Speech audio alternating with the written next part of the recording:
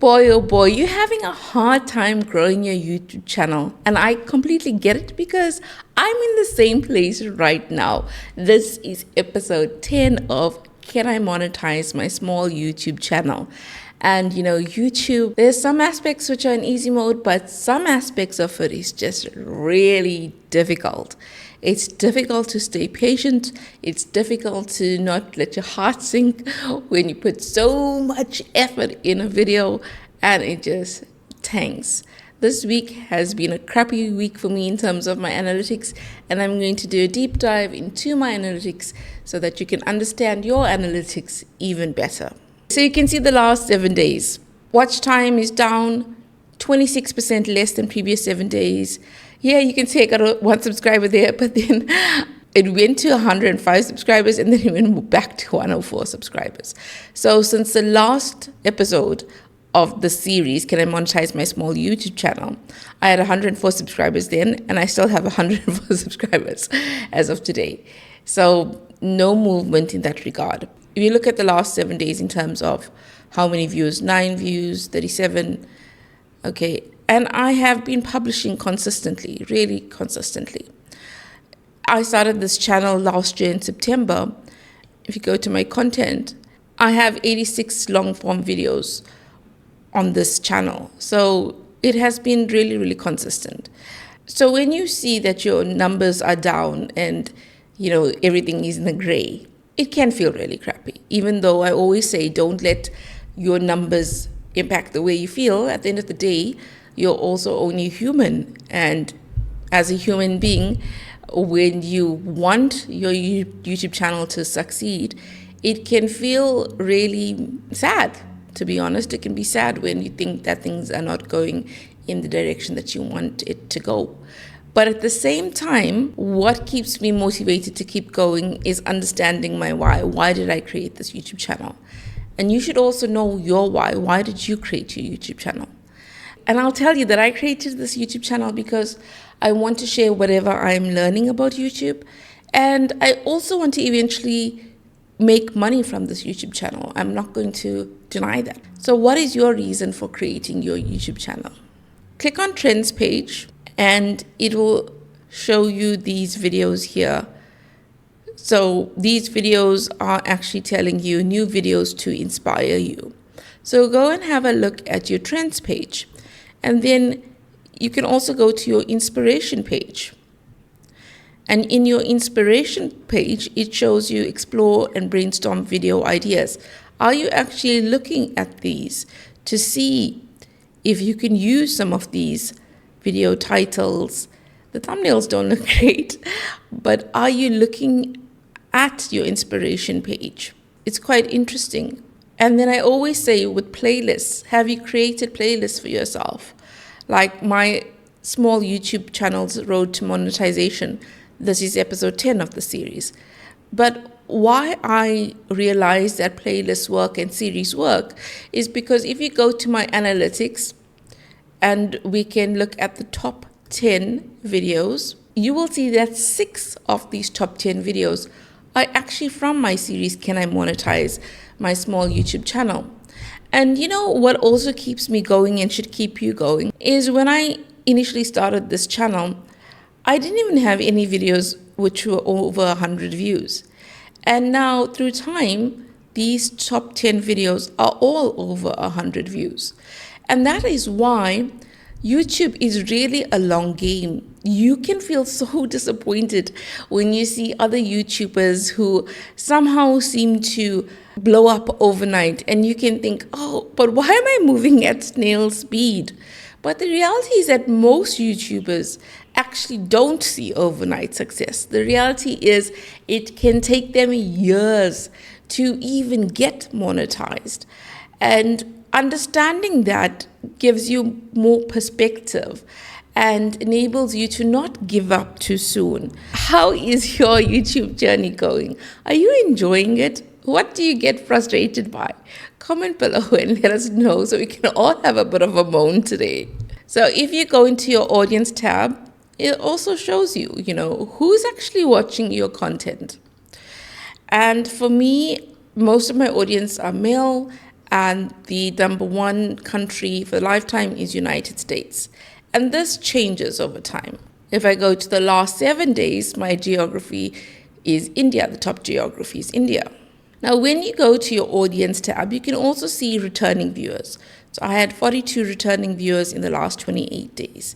Unique viewers, 1,100. That's new people who have watched my content. And you can see, even in the last 28 days, yes, I gained 23 subscribers, but it's 23% less than the previous 28 days. Now, I understand why that's happened, because I had a video prior to that did well. And that video gained me subscribers, etc. But since then, I haven't had another video take off in that regard. So go to your analytics and understand it. So my top video on this channel has 534 views. And when I go into it, you'll see that I have 11.4 watch hours and I have 11,700 impressions. Now, what is an impression? An impression is when your thumbnail is shown under the homepage, browser, suggested, etc. And then the click-through rate is when people actually click on the video to watch the video, right? So it's an average. They check with the browser, suggested, etc. And they create an average based on that. But this click-through rate also changes over time. So if we go here, you can see the click-through rate was 4.8%, then 37.5%. So your click-through rate doesn't always stay the same. It changes over time. And then if you go into your audience again, it will show you that, okay, this video, I gained 11 subscribers from this video.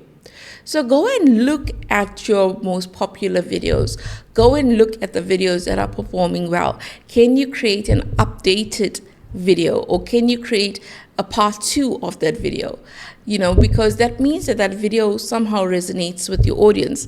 But it doesn't mean to say that every video in your series is going to perform well, because I posted a video, episode 9, right? But it tanked. It completely tanked. Let me show you. 26 views, and the engagement is 2 minutes and 44 of a 16-minute video, right? It's not terrible average view duration, and somehow it's just not getting pushed out. Maybe over time, that's the other thing. Sometimes you may think this video tanked, and then maybe further down the line, it'll get picked up and it'll start doing well. You just don't know. There are many unknown variables with this YouTube life, as you will soon figure out. I think when I say patience is such a game changer, to learn how to be patient, because I am so impatient. But YouTube, you have to be patient. You can't only expect highs with YouTube. There are going to be so many lows. And right now I'm in the dip stage, the dip stage where things aren't going the way I'd really like it to go. But at the same time, I also know that, hey, I'm not always going to be in the dip stage. Who knows what's going to happen next week, next month, etc.